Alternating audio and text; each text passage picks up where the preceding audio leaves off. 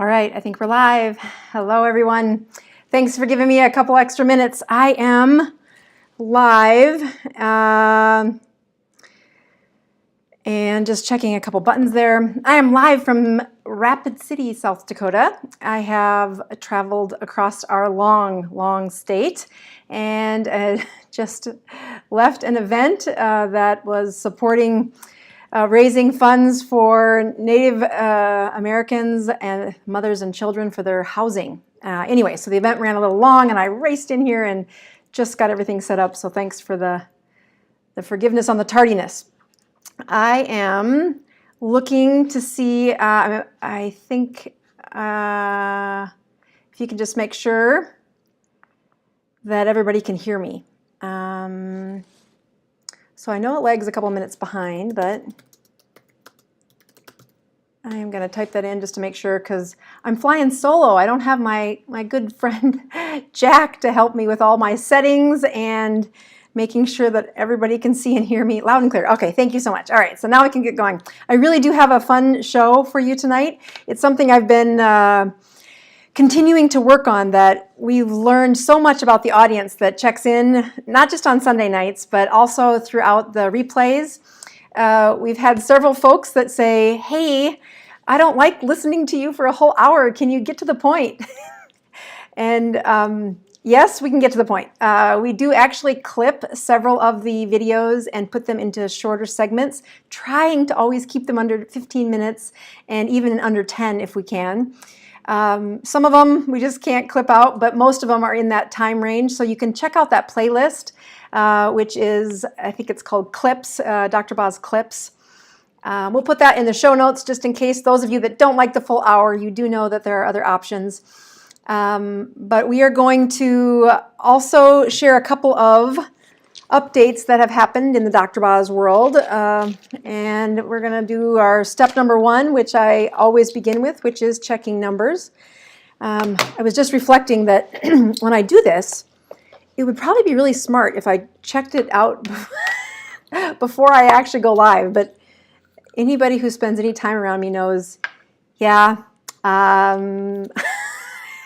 that would take a little more planning, and I love this show. I love doing the teaching. You're going to see in the slide deck tonight that we've really listened to your feedback, not just about some of you that like the shorter show, but also about those that are just really find the education when the keynote slides do a better job of explaining the data and then delivering it with the dialogue that I usually have over it. All right, so this is just me checking my sugar, unplanned and unscripted.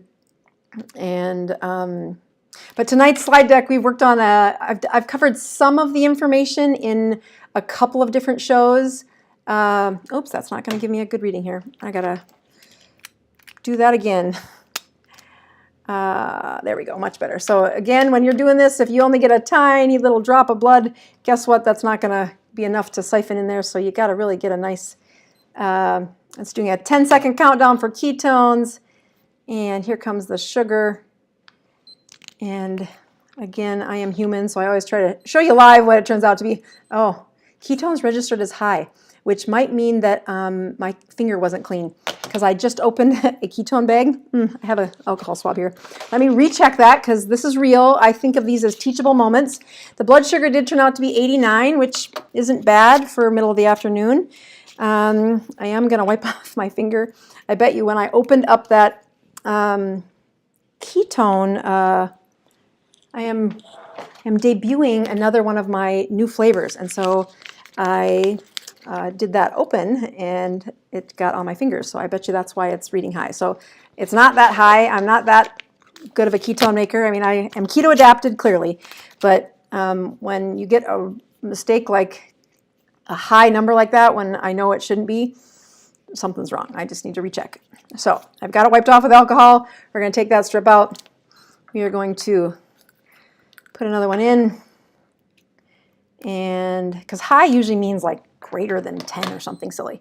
And there's no way I'm that. So the good news is when you prick your finger twice, I don't have to do it a third time because there's alcohol right there. Or I mean, there's a I didn't take time to dry the alcohol, so I hope that doesn't mess it up. Anyway, so here comes the countdown for real. The blood sugar was 89, and the ketones are, drum roll, 4.9. That's really high. I don't know why that's so high. I haven't eaten today, I guess. I don't know. I guess that's, did I have no, I didn't have any ketones today either. Well, isn't that interesting? Well, we'll see what they do in the next hour. So again, I keep it real. I don't have a good explanation why they're so good. But I'll tell you that when you collect data on yourself, usually it's very revealing for how it's not doing that well. So I'll take the win when I get it, which is not nearly often enough. So I am going to show you the last of the 3 flavors that, if you've been following the show, I have said I have 3 flavors that I put out. I started this about a year ago, but there's been a couple hiccups in the flow of how this works. And I have put a dark chocolate, a Dutch chocolate, which actually tastes like chocolate. That's been on the market for, I don't know, 4 months, 3 months. And then I had a cucumber lemon one, which I am trying to raise enough excess or raise enough funds with the sale of that one to sponsor the wrestling team that my son is on. I find it completely inappropriate that they do really awful things to make weight as a wrestler, and I will not have my son doing that. So I have cornered the coach, and last year put a lot of energy into teaching him about the ketogenic diet, and this year I'm going to continue that. I'm going to actually, yeah, so this is me pouring it in water. This one's called Mexican chocolate spice, and it's the 3rd one. There's no more after this. But I had taste testing around my local keto group to say, I don't like how some of these flavors are just so, yeah, not interesting. So the cucumber lemon we thought was enough of a difference in the other markets, because there's a lot of ketones that are on the market, and I'm not trying to be the #1 ketone maker, but I am trying to make ketones that raise the numbers for my patients and that have flavors that are interesting enough that my kids might drink. So as I carefully pour this into a bottle and then shake it up, I will drink this throughout. There we go. But the Mexican chocolate spice, I think, is one of the, again, it was a flavor that the group locally really liked, but it's got cinnamon in it, chocolate in it, and a little bit of capsaicin. It's a little bit of spice. Not boring. Honestly, I usually mix it with coffee is what I had some extra for a while, but then I ran out, and I really liked it then. And I do remind people watching that ketone supplements are meant to help you get out of the ditch. They're meant to help you when you've had a struggle. They are not meant to last forever. This is supposed to be, I compare it to things like a prescription for Prozac was never supposed to be taken for 20 years. It was supposed to help you get out of that slump of depression and then get you back to your normal life. Now, sometimes we lose focus of that because it is easy to to get into a state of ketosis. I found when I was using other ketone supplements that it really was a struggle to get. And in several protocols we were using to help with seizure control, to help with their journey of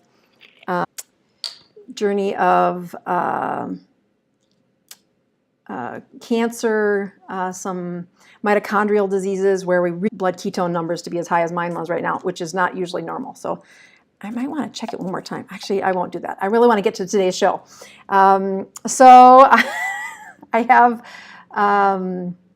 a couple comments I'll let you know. So South Dakota is known for some things, not just like dances with wolves and lots of prairie land. It's actually known for being really the hub for wrestling. It's a thing. Wrestling is everywhere. But the problem with wrestlers is they have to make weight every week. And they're teenagers. They're growing. And so it doesn't always work out. But it's not appropriate for my son to cut weight. He's going to wrestle at whatever weight he's at. But if he wants to stay lean, staying in a ketogenic state really helps suppress their appetite. Again, eating a high nourishing ketogenic diet is what he is on, but will be for sure when the wrestling season unfolds. But his classmates don't have, or his wrestling mates don't have the privilege of living under the scrutiny of Dr. Boz. But I can help them by saying, if you supplement with ketones, you can suppress that appetite. It does decrease the blood sugar in a not like in a hypoglycemic kind of way, but in a way that really allows them to not have to do goofy things like spit into a cup for a day to make weight. That's really gross, and it's not healthy. So in the spirit of helping that wrestling team, the cucumber lemon is what we have. It was actually a wrestler who really liked the flavor. I didn't really have the funds to do all three of them, but kind of pushed through and said, all right, we're just going to try for to see if we can make it be the answer for this wrestling team to have at least one of their supplement drinks be a ketogenic supplement.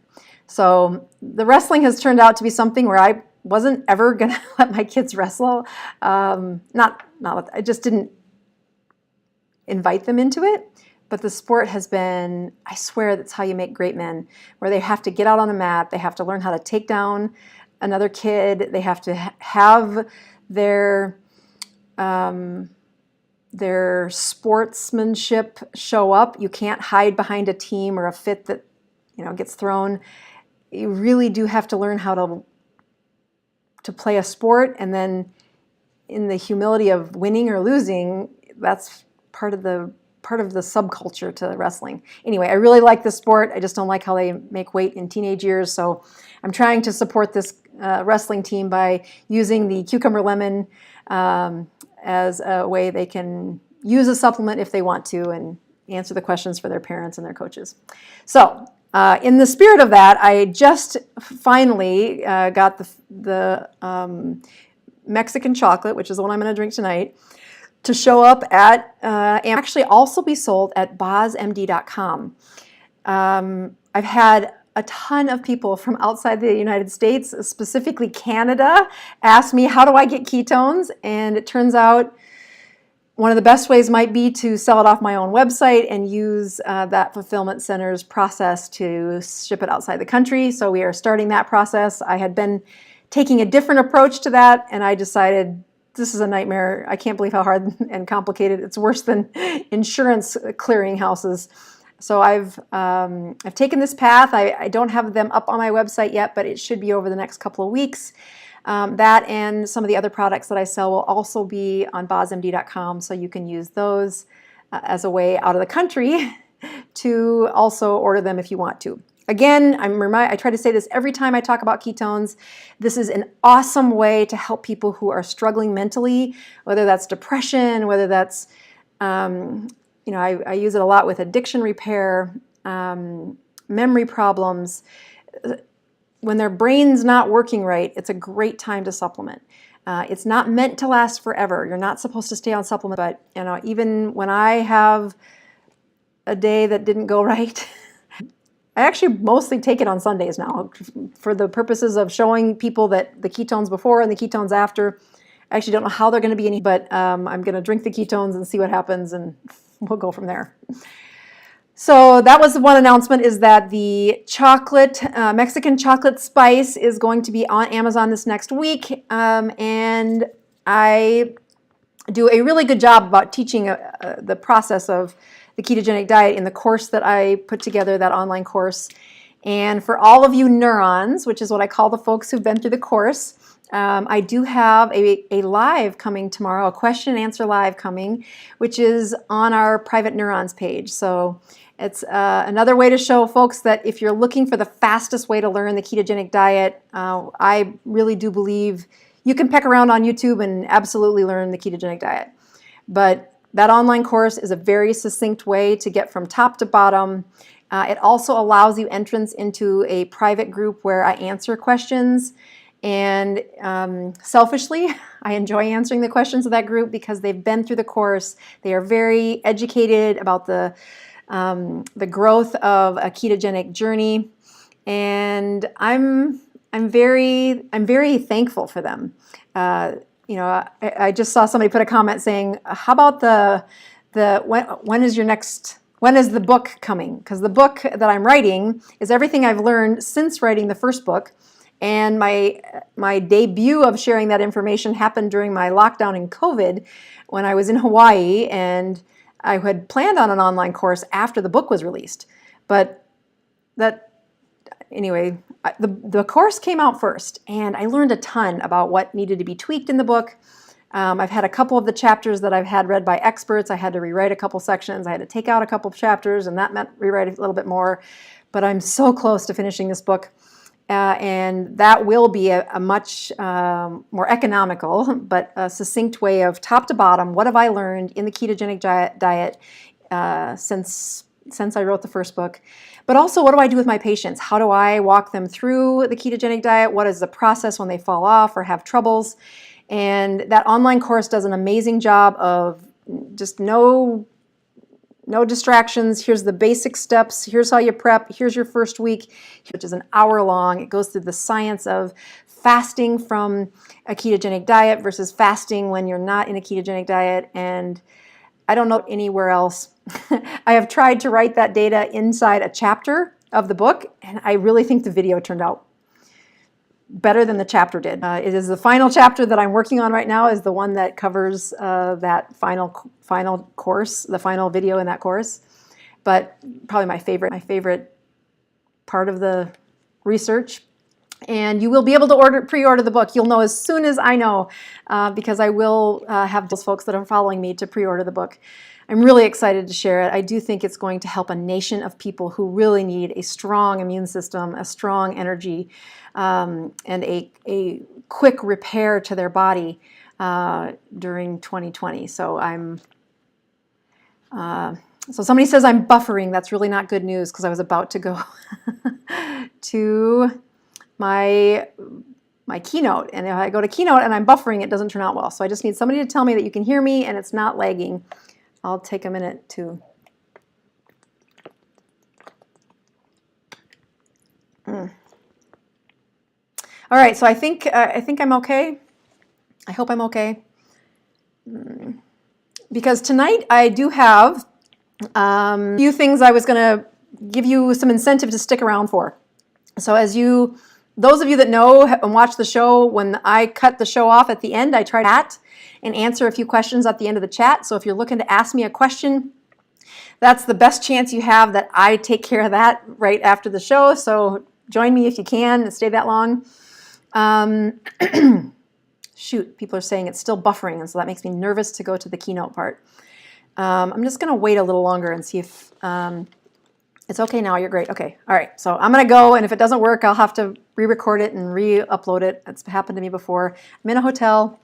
It's just what I get. So there's two things that are happening. Number one, at the end of the video, like I do every week, I try to stick around and chat for a good 10 or 15 minutes with those folks that have questions. So if that's you and you want to ask a question, that's one way you can do it.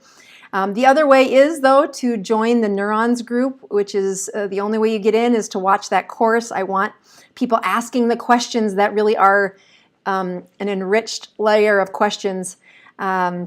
And that means that they have to have done some education on their own. I find this the best relationship with not just my audience on YouTube, but my patients, that when they do their part to learn, the whole purpose of the Neurons group was to give a platform for learning and then to practice honing that skill. So within the Neurons group, I ask my students to be the ones to answer questions for other people, knowing that the best way to master any information is to teach it to someone else, to help someone else who's kind of just behind you. In medicine, we used to call it see one, do one, teach one. Now that's kind of against the social norms. You on mannequins and do all kinds of other fun things, but that mentality that as soon as you try to take your skills of understanding next level, it is usually teaching someone else it. So that's what we use in the Neurons group. We want you teaching other people, which means newbies need to come in and be brave enough to say, I don't understand that. And tomorrow we are doing one of the first lives that I've done. I've tried to put that off until this book is done. And coming near to the end, I really think the book will be here soon, but we're going to do a live question and answer in that Neurons group tomorrow night. And it will probably be from this hotel. So I will I will keep watching the streaming here to see that it does well, but we are going to get to the lessons of today. So if I go here, we're going to talk about not just heart attack, but how can you predict where you're at in this whole world of insulin resistance. So I'm going to review the heart attack stuff, and then I'm going to also drive home the number one way to check to see if you're insulin resistant. What I appreciate, which is that people on a ketogenic diet do not need a doctor as much as they need a support group. Let me go to this one here, and we are going to push play. All right, so as I look at risks for heart attack, we are going to first start by showing you that I have a little gift. As many of you know, I work with ForaCare, or not with them, I love their device. Once they saw that I loved their device, they have tried to offer things to the people who follow me, discounts on the devices, and it's been great. Honestly, I like their products. They were in my clinic before, and now they are in my clinic. Whenever I think someone's struggling, I try to even gift them a ForaCare meter. But one of the things they have is a scale that I was trying to think of what other things that's in their list of medical grade tools. We've talked about have the meter, which is my favorite, but also this scale calculates your BMI. And it's medical grade. It goes up to measuring people as high as 400 pounds, but it was a little pricey for what I think most of my patients or most of my audience would appreciate. So ForaCare has given me a few hundred promo codes that allow you to get it for only $40. So at the end of this, you're going to see the promo code, and so you can go to the website. There'll be a link in the show notes of how to get to the scale. And until those promo codes run out, the scale will be for $40 as long as you put this promo code in. We'll tell you the promo code at the end. And again, it's 50% off, and I like to call it a BMI scale, which gives you a kind of a tiny hint about where we're going with this. So when I'm talking about the ketogenic diet, the only thing the ketogenic diet has to offer, I really find it a restoration of your health, an improvement of your mitochondria and your metabolism. And of course, in the minor education of folks, they will instantly jump to seeing all that fat and saying, isn't it going to increase your risk of a heart attack? So this study that you can see quoted at the bottom of the slide says there are 5 things that say, how can we predict who is going to have a heart attack? And it really relates to inflammation. So the first thing that we look at is that you have a blood pressure greater than 130/85. Once again, measuring this at home is a much better way to predict your real blood pressure than to trust what it looks like in my office. As much as I can do a blood pressure checkup 2 or 3 times while you're in my presence, a reflection of what your blood pressure does over time at home is a better measurement. Don't look at the cartoon there. That 138/90 isn't correct. It's 130/85 that is the right number. You want to have it less than that. When you spend time with a high blood pressure above 130 or above 85, you're not going to have a heart attack tomorrow, but it is one of the predictors that there is something that is inflaming the body, and that high pressure inside those blood vessels is making you at risk for a heart attack. As you look back at our inflamed patient, we go to the next one. It is a blood sugar, a fasting blood sugar greater than 100. Now, you just saw that I checked my blood pressure. I checked my blood sugar before this started, and it was, I don't know, somewhere in the 80s. That is a normal blood sugar. In fact, an average blood sugar for healthy people should be 73. That equates to a hemoglobin A1C under 5. It's like 4.6 or something. Your average blood sugars should be in the 70s and 80s. They can pop up after you eat, but the healthy person, the healthy patient who's not on track for a heart attack has a fasting blood sugar under 100. Now, we don't say the word diabetes until that fasting blood sugar gets to be 126, but it doesn't mean that you're safe from the shackles of growing a heart attack. So again, getting that blood sugar under 100 in the mornings is what we want. When it's above that, it gives you a risk for a heart attack. So the next, I have ApoA written there. What I'm really trying to say is that your hemoglobin A1, or excuse me, your HDL or your healthy cholesterol is what I want you to have. In men, I want it to be greater than 40, and in women, I want it to be greater than 50. As you look at that process for how to raise healthy cholesterol, it is in part related to the inflammation present in your body. It's also very connected to your blood sugars. When blood sugars start to run high, your healthy cholesterol in the setting of higher insulin start performing like a kamikaze. They just dive outside the kidney and they sacrifice themselves. And that's very unfortunate, but that's how the numbers get so low. When the insulin goes down is when the HDL starts to rise. But it can be a long time. Just checking your HDL doesn't give me your insulin. So we could go to the next one, which is measuring your waistlines. And if you have a waist size 40 inches or greater for men or 35 inches or greater for women, that is a predictor of a heart attack. And it's not without, you actually have to measure it. Those numbers are real. I have lots of stories that I've told on previous videos about people being big boned when really they're just overweight. So this is a blood test again.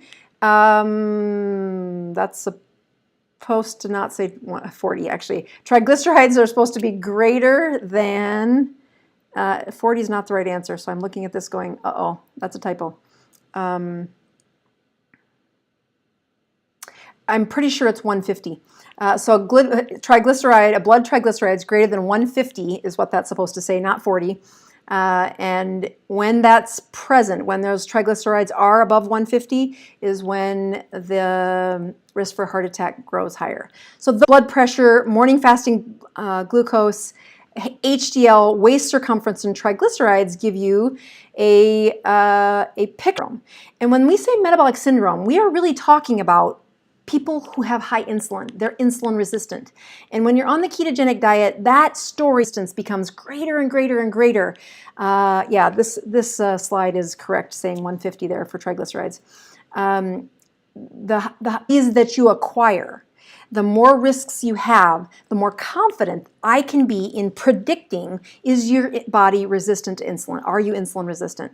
But I would contend it's still not the best answer for how to improve your guess for do you have high insulin or not. So in the past we've talked about the risk of CHD event, cardiovascular health death event.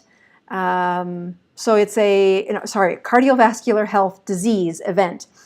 So that risk, which means did they die from a heart attack or did they have a non-fatal MI, and how it is associated with insulin levels. And specifically, this is when they were studying those with an H, Helsinki, and they studied them for 20 years. The people that got into the study could not have diabetes. That was the big. But this is the chart that makes me. I just wish I could take what I see when I see this data and put it into the hearts of all of my patients, because it is so powerful when you look at, all right, area under the curve for insulin is what that AUC stands for. And what you're looking at along the either sides of this is what percentage of the people had that major heart disease, 0, 5, 10, 15, 30. And then you're looking at this over time. This wasn't just studied for a few weeks or 6 months, 20 years they studied these patients, and they have the data for the insulin. I don't check insulin in my patients anymore. It's such a volatile number that I'm just wasting their money and distracting them from saying, no, no, no. If you want me to predict your insulin, there is one thing we can do to say, what is your insulin? We're going to get to that. We're going to get to the punchline. But I want to show you what the studies have really looked at. So when we look at the folks who are in the lowest quintile, they were separated into 5 different sections. The lowest quintile, the lowest amount of folks who had these major heart disease, they had insulin area under the curve that was very low. It was the lowest of insulins. So this chart gets you the risks of how many events they had in the 5-year mark, the 10-year mark, the 15 and the 22-year mark.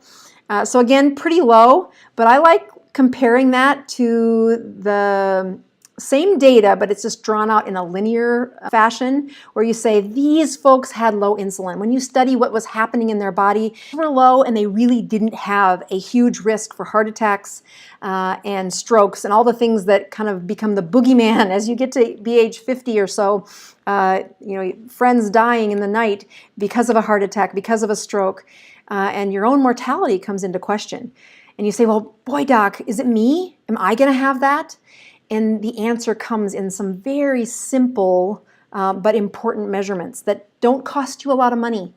As you look at the next quintile, here's the 5-year, 10-year, 15, and 22, when they had a little bit higher insulin. So they were, their insulin, when compared to that first row, the lowest insulin, their insulin was higher. And so they were in a different cohort. And by the end of that 20-year measuring, about 15% of them have had a major heart attack or heart disease. As we move into that third one, these risks got a little bit higher. The difference between 2 and 3, I think, is a little tough to look at when you compare the numbers, but data is going to be what it is. It shows us the data. And when studying this insulin, again, you can see that it just, I don't know how they separated 2 and 3 from each other, but when looking at them, both of them had similar responses to what percentage of the population had a heart attack. So again, these are the folks coming in saying, doc, please tell me if I'm going to have a heart attack. I just buried my friend. Am I the guy at risk? And for the first 5 years of having high insulin, patients don't have many troubles. You can even see in quintile number 4, very low number of people who had an insulin incidence, even though their insulin is on the high end.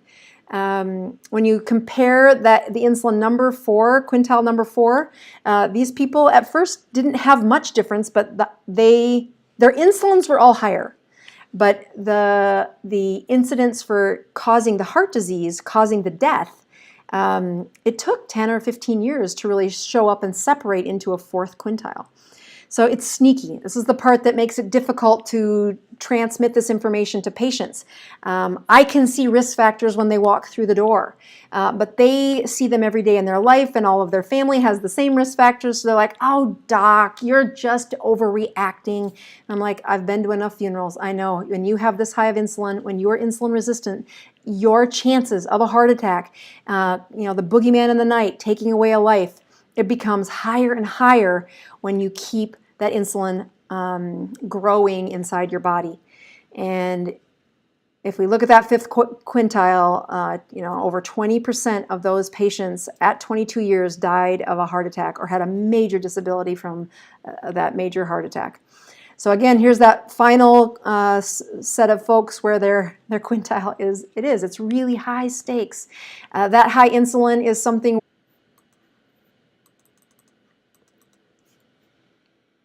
I'm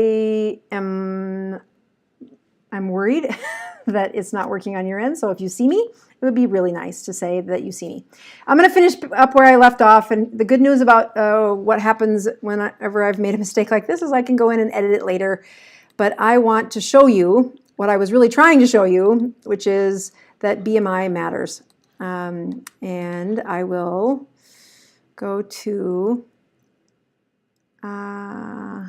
let's go to, I want to go to this one, scroll. Yeah, that should get me there. That's what I need. Okay, so what I was trying to do was deliver all those little colors one at a time, but I'm going to skip to this slide because there was something about the animation that just didn't deliver. And then know that this chart, this is the chart that is super cheap, a super easy calculation, And all the blood tests that we have access to still didn't do as good of a job at predicting insulin resistance as a body mass index. So body mass index is, it's not sexy, it's boring, and people are like, I've made this reference before where I've said, hey, body mass index actually does predict whether or not your insulin cells have been overproducing. And even though there are people who are tofu, which is thin on the outside, thin on the outside, fat on the inside, where they've got insulin resistance, that is a minority of people. Most of the people in the study were able to predict their insulin resistance by looking at body mass index. And as much as that seems like an easy way to get from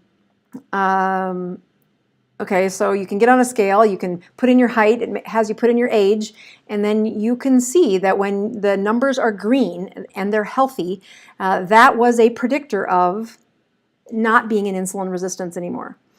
And I know that comes back to what I started this podcast, or started this session saying, which was, if you look at body mass index, it is a predictor. If you look at the ketogenic diet, it's popular because people can lose weight with it. And yes, that's very important. But it is not the only, and to me, it's not even the most valuable reason for why the ketogenic diet is such a restoring process at a deep cellular level. Like, I have patients and friends that take supplements and say, I just take this supplement and it gets into my mitochondria and it makes them healthier.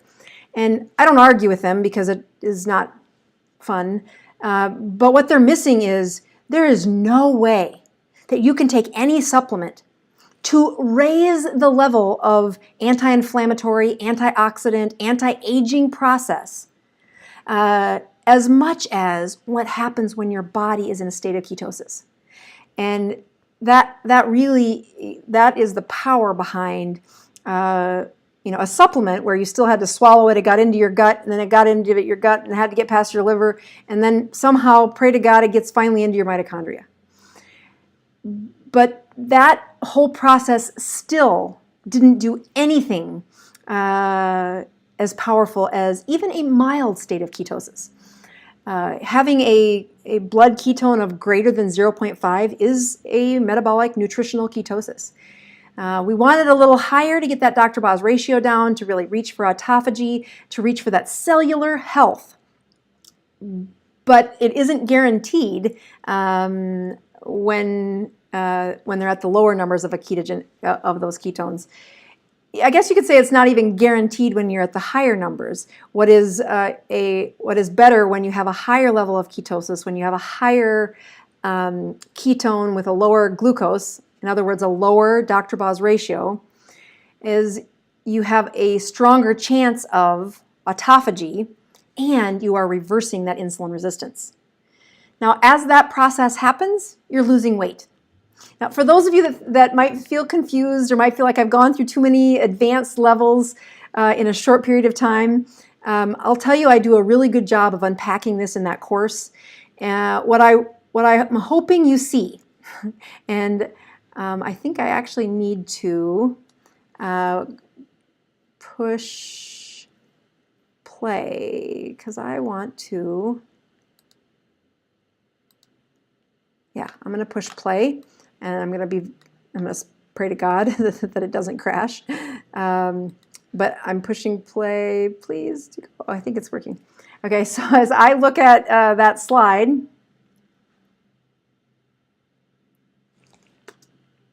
there we go.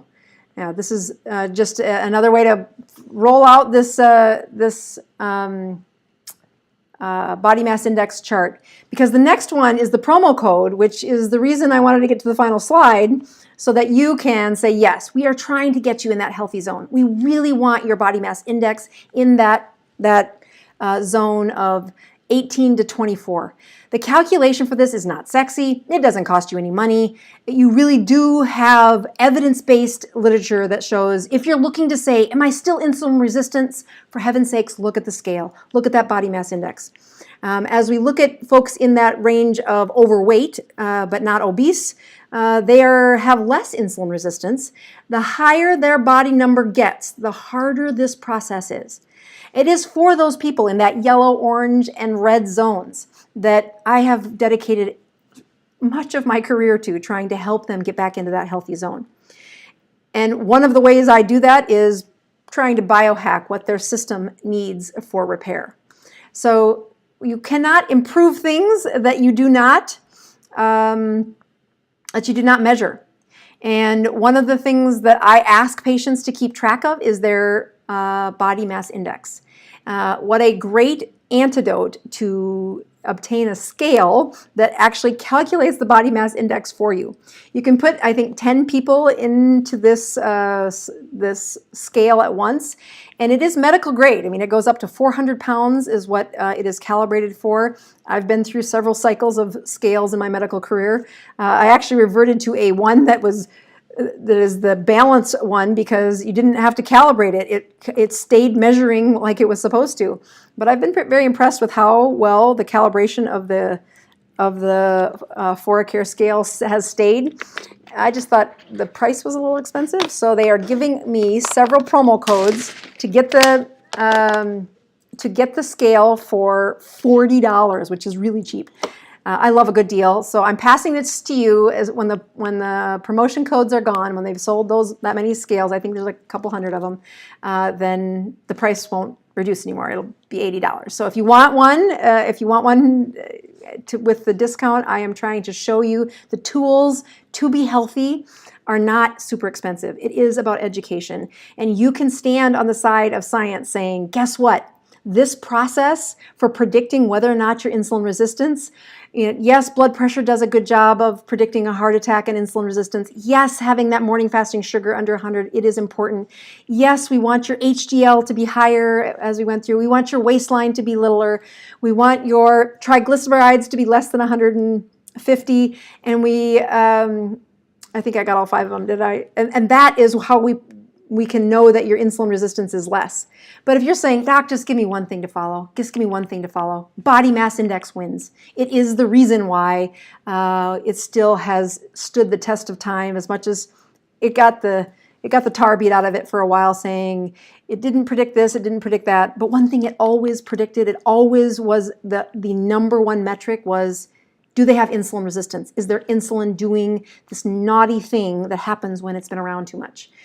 And I love it when it's cheap, easy, and safe. So that is my gift to you is to give you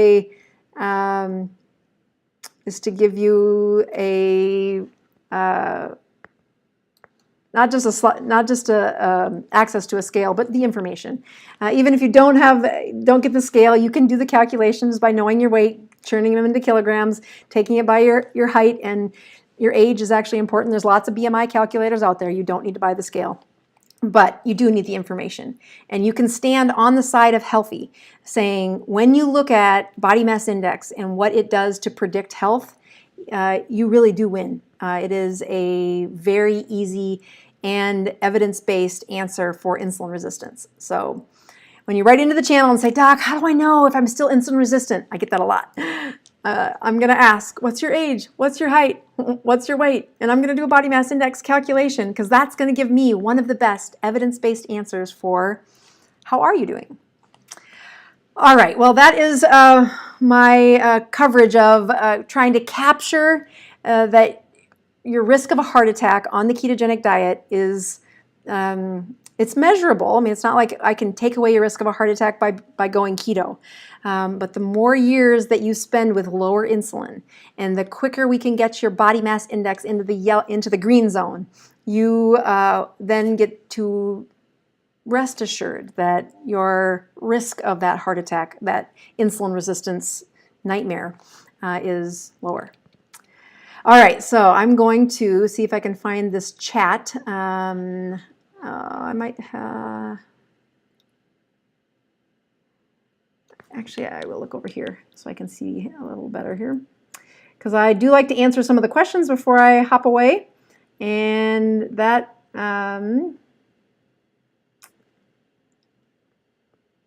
isn't always.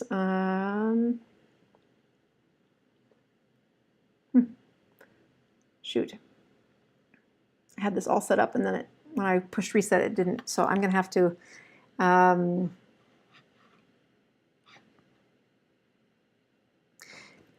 don't know if it's scrolling anymore is what I don't think it is.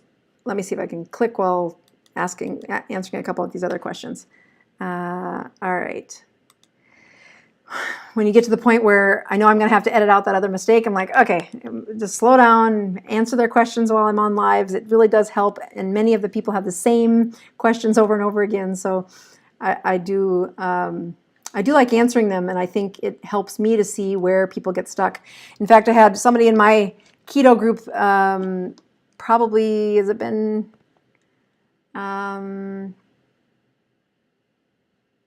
I think it was this past week, where they said, I didn't realize that when you're on the ketogenic diet, if you eat sugar, I mean, he was very proud of how he was eating high fat. And he said, well, I've fallen off the wagon, but I've continued to eat the high fat. And I said, now, wait a minute. That isn't how the rules go.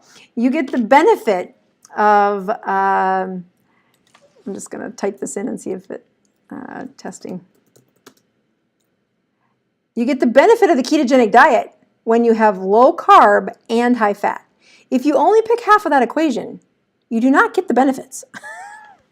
And yeah, he's like, really? So let's just take on a couple of questions. I actually can now see the comments, and I restored that little hiccup there. So let me go back so you can see the comments. And I'm going to go here. Let's see. There we go. All right, so everything is working again. All right, so how do you feel about continuous glucose monitors? Ginger Moore just typed that in. That is, you are like reading my mind. When you look at the continuous glucose monitors, they are my favorite thing, actually. I've done a few of them where I've put them on patients and had them follow them, but I have a couple of type 1 diabetics who are on the ketogenic journey, and they're human. They fall on and off, and they do good, and then they don't do so good. But the technology for the continuous glucose monitor has gotten so good that it's on my list of experiments for the next year. I am known for trying some things that are probably, well, they're experimental. Like, what happens when you study a glucose monitor on somebody that's healthy? Your insurance won't cover it, but I still think the value of studying your glucose is it's that feedback loop. When I'm trying to change a behavior, if I never can see what it's doing on the inside, it definitely changes my commitment. So continuous glucose monitors are awesome. I am heading down a path of trying to wear one for probably, I mean, I have a couple of colleagues who've worn it for a couple of years. They're not diabetic. They just said, I cannot believe how much it changes my own behavior. But the ones in the past, you've had to calibrate a lot. You really had to think about still testing it. But the newest technology is a continuous communication with your phone. And I'm amazed. I actually want to try it. I want to wear one for a couple months. So I believe in them. I think they're great. They're not perfect, just so you know. The calibration is important. You don't have to do it anymore because they're usually so accurate. But it is something I am very much a supporter of. All right, let's read a couple more, and then I'm going to check my sugars. Let's see. Been keto for over 3 years, shed 180 pounds, and put my pre-diabetes into remission. My BMI went from 53 to currently 33. What else can I do to lower my BMI? Okay, so first of all, keto by George, you win. That's amazing. I will tell you that there is not a prescription medication. There is not a surgery that could have done to your body what you did with that shedding of weight. To have a body mass index still at 33 and not at 53, you are leagues better than you were. So congratulations, you win. To get to that next level, to say, how can I improve even more? It is to step from what I think of the casual approach to keto. Now, I don't know that you could have lost that much weight in just being casual. I expect you did some time-restricted eating. You went to 23 and 1 or maybe 20 and 4, which means you eat only during a 4-hour window, and for 20 hours you really do fast. But when I've had people with that chronic, like decades of being overweight, and they're trying to return their body to what they should have, to that normal body mass index, almost always I have to push them into a fasting. And just to give you some language differences, time-restricted eating, we think of that as when I think of that as anything under 36 hours. When you can hold off no food for 36 hours, that's when I use the word fasting. When you're launching from a ketogenic chemistry, you're getting a huge advantage, even if you could only make it 24 hours. But if you're trying to get to that level of further weight loss, or really what you're probably going to need to do is recycle tissue. So that is, you're going to have to ignite autophagy. That process isn't easy, but the quickest answers, the quickest ways that I've seen people do it is they do put in a full fast. I push them to do a 72-hour fast 8 weeks in a row. And what happens during that 8 weeks is a mentality change. Yes, there's a metabolic change, but the mentality that you can live without food for 72 hours. I mean, don't start at 72 if you've never done a fast. And in the course, I do a really good job of going through this and what are some of the limitations and what are the things you can do. But that first fast should be 36 hours, and do that a couple of times. Make sure your blood pressure doesn't drop. Make sure you feel good at the end of it. Then go to a 48-hour fast a couple of times. But what the real goal is, if you're trying to lower that body mass index under 24, you're going to have to recycle tissue. And that means autophagy. So staying a good solid keto, and I mean Dr. Boz ratio is under 80 most days, and then pushing to a Dr. Boz ratio of under 40. If you can get to 20, that's amazing. Then I know you're really sparking autophagy.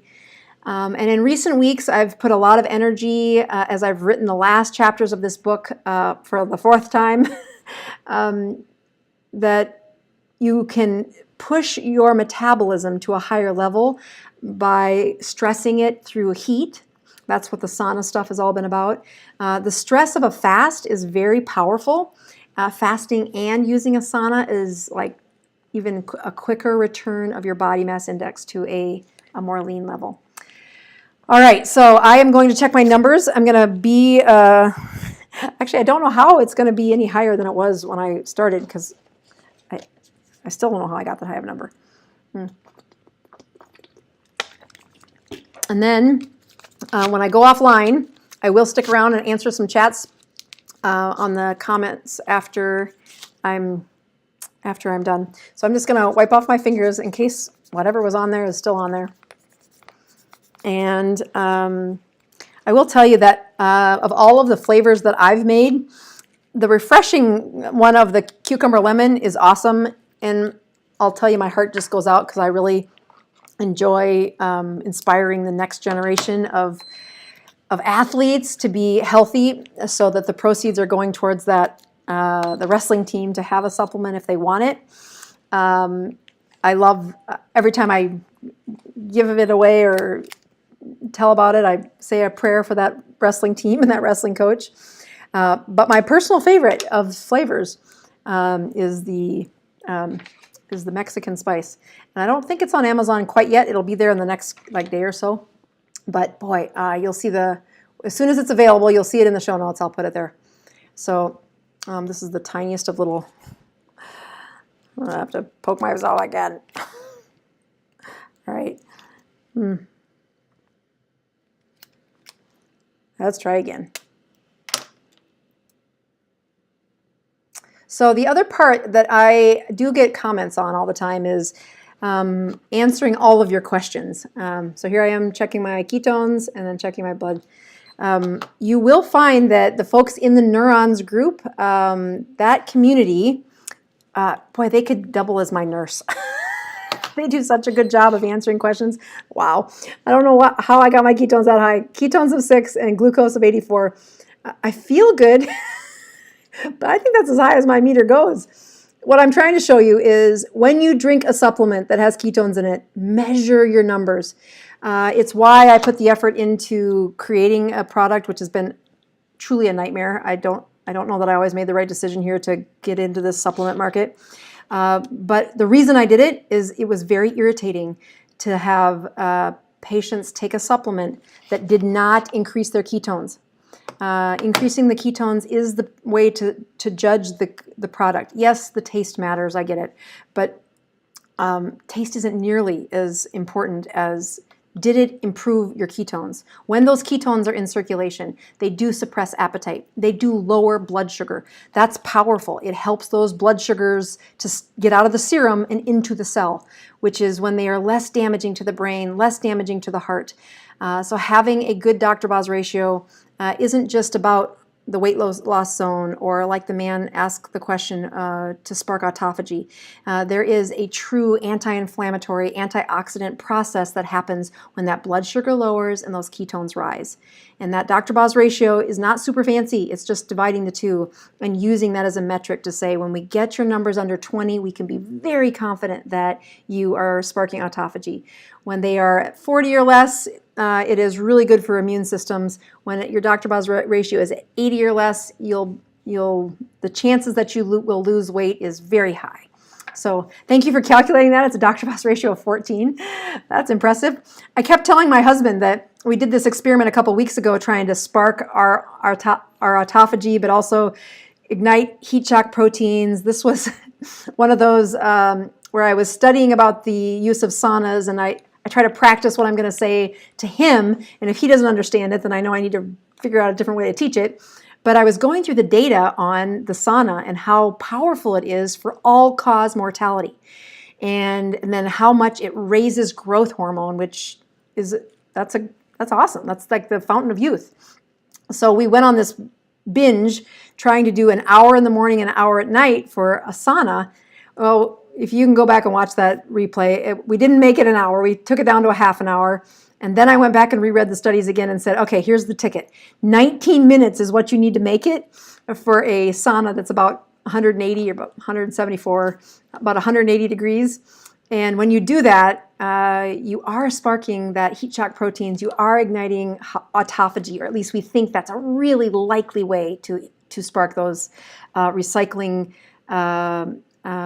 factors within the human body. And I said, I bet you in a couple weeks my ketones are going to be even higher.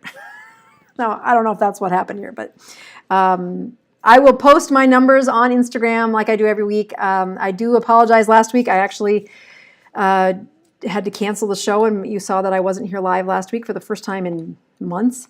And then I didn't fast for the first time in over 2 years because I was trying an experiment and it went terribly wrong. It was not the liver, but I was experimenting and I got terribly sick. So I fasted, but it was because I was sick, and then I didn't post. But that's the first time I wasn't on Instagram in a couple of years. So watch my numbers on Instagram. I really hope you enjoy the scale. If you know anybody who could use that,